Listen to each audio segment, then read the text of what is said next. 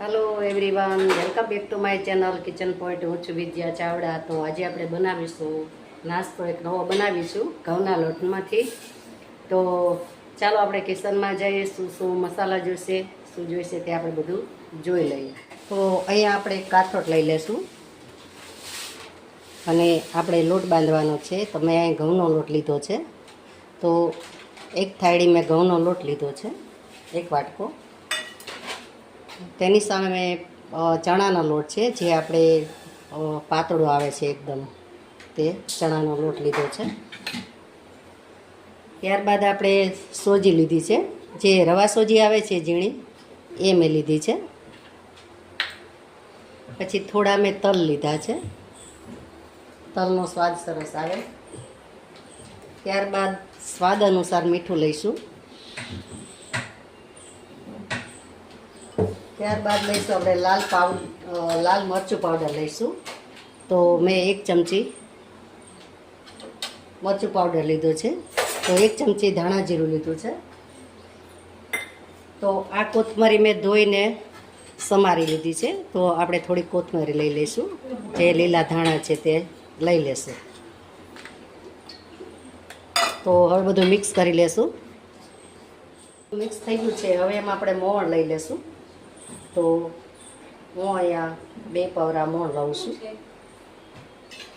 તો આપણે બધું મિક્સ થઈ ગયું છે. તો હવે આમાંથી થોડુંક આપણે આ મિશ્રણ લઈ લેશું.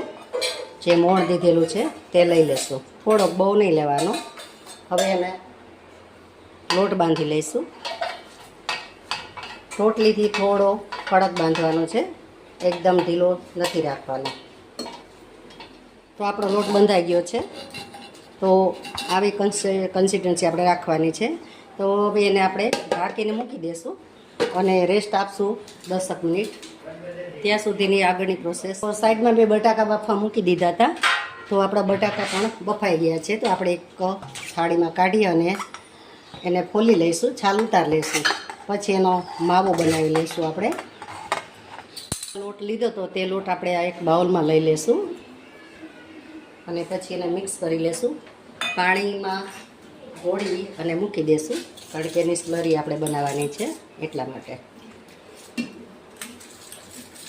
તો આ રીતે બધો લોટ આપણે મિક્સ કરી દઈશું. ચાલો, તો આપણે આ સ્લરી બની ગઈ છે. હવે એક બાજુ મૂકી દઈશું. હવે જે બટેટા મેચ કરેલા છે એમાં આપણે મસાલો કરી લઈશું. તો અહીંયા આપણે લઈશું સ્વાદ અનુસાર મીઠું થોડું. પછી થોડું લઈશું આપણે પાઉંભાજી મસાલો, અડધી ચમચી. સેજ હળદર લેવાની. થોડી લાલ મરચું પાવડર.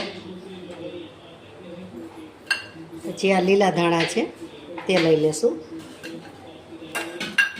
પછી આપણે સેન્ડવીચ મસાલો જે આવે છે તે મસાલો છે, થોડો મસાલો લઈ લેશું,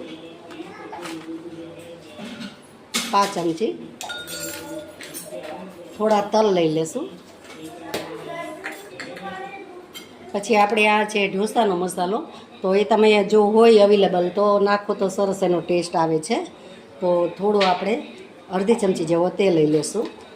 હવે બધું આપણે મિક્સ કરી લેશું. આ રીતે બધું મિક્સ કરી અને એની પેસ્ટ બનાવી લેશું.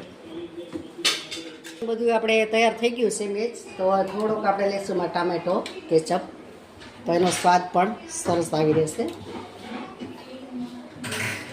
જાજો ને એકાદી ચમચી લેશો એટલે એનો ટેસ્ટ સરસ આવશે. હવે બધું મિક્સ કરી લેશું. અહીંયા મેં રોટલી વણી લીધી છે. તો આપણે રોટલીને પાતળી વણવાની છે. હવે આપણે જે આ ટમેટા સોસ છે તે લઈ લેશું. તો આવી રીતે થોડોક આપણે લગાવી દઈશું એટલે એનો સરસ એવો ટેસ્ટ. આપણે એક ટામેટો સોસ લીધો છે. હવે મારી પાસે ચટણી છે આપણે ટામેટાની. એમાં લસણને આપણે મીઠું, લાલ મરચું પાવડર એવું બધું નાખી અને મેં ચટણી બનાવેલી છે. તો ચટણી પણ આપણે લગાવી દઈશું. ત્યારબાદ આપણે જે મસાલો બનાવ્યો છે તે મસાલો લેશું. થોડો થોડો બધે લગાવી દઈશું અને એનો રોલ આપણે વારી લેશું. તો આ રીતે આપણે રોલ વારી લેશું. અને બધોય એક સરખો લેયર થાય એ રીતે આપણે લગાવવાનો છે. આ લેયર પાતળું પાતળું બનાવી લીધું છે. હવે જે આ ડુંગળી છે તે આપણે થોડી થોડી લઈ લેશું. ઉપરથી ડુંગળી નાખીએ તો એનો ટેસ્ટ બહુ સરસ આવે. તમે ખાતા હોય તો લેવાની, નહીં તો સ્કીપ કરી શકો. તો આ રીતે આપણે ડુંગળીનું લેયર ઉપર કરી દઈશું. હવે આને આપણે વાળી દઈશું, રોલ વાળી દઈશું હળવા હળવા હાથે. પણ કડક રોલ વાળવાનો છે, ઢીલો નહીં રાખવાનો. તો આ રીતે આપણે રોલ વાળી લઈશું.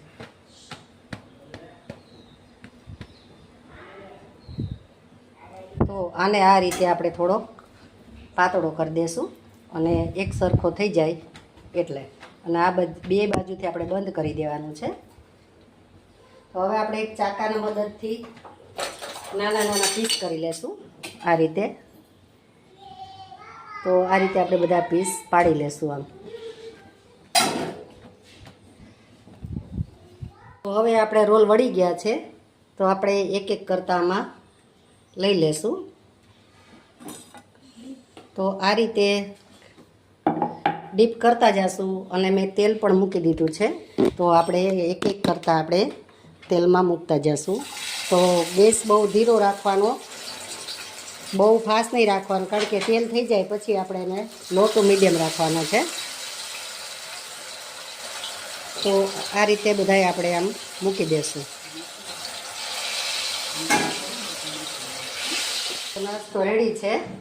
તો હવે આપણે એક ટોપલીમાં લઈ લેશું. તો તમે જોઈ શકો છો આ રીતે આપણે ટોપલીમાં લઈ લેશું અને કડક અને ક્રિસ્પી સરસ એવો નાસ્તો તૈયાર છે.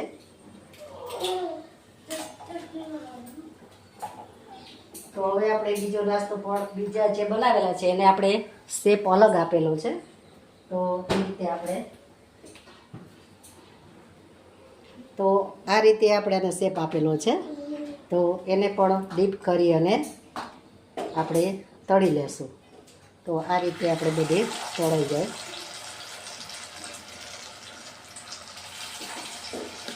જોઈ શકો છો આપણા સરસ મજાનો નાસ્તો તૈયાર થઈ ગયો છે.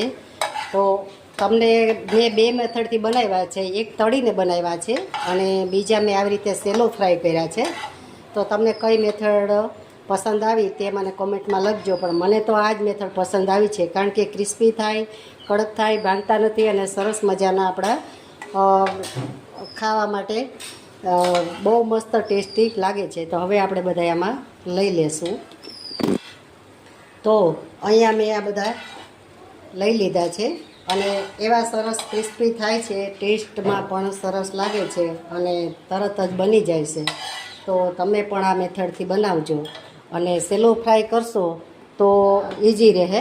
બાકી પહેલાંમાં તો તેલ તમારે ચડી જશે, પહેલી વાર બનાવશો તો નહીં મેળા. આ મારા તરેલા છે, તમે જોઈ શકો છો. આ એ સરસ જ બન્યા છે. પણ આપણે ઓછા તેલમાં જો ખાવા હોય તો આ રીતે આપણે બનાવીશું. તો જોઈ શકો છો તમે આ રીતે નાસ્તો બનાવાય. તો મારા વિડીયોને લાઈક કરજો, શેર કરજો અને સબસ્ક્રાઈબ કરજો અને બેલ આઇકન પ્રેસ કરજો. તે નવા નવા વિડીયા તમારા સુધી પહોંચે અને કમેન્ટ કરવાનું ભૂલતા નહીં. તો મળીશું આપણે નવી રેસીપી નવા વિડીયોમાં. ત્યાં સુધી આવજો. Thank you for watching. કેવો લાગ્યો નાસ્તો તમને? મસ્ત. તને ભાવે છે નાસ્તો? તો આપણા વ્યુઅર્સને કે તમે પણ બનાવજો આવો નાસ્તો. બહુ ટેસ્ટી બને છે અને ઇઝીલી બની જાય છે. તો આવજો. For watching. મળીશું નવા વિડીયોમાં.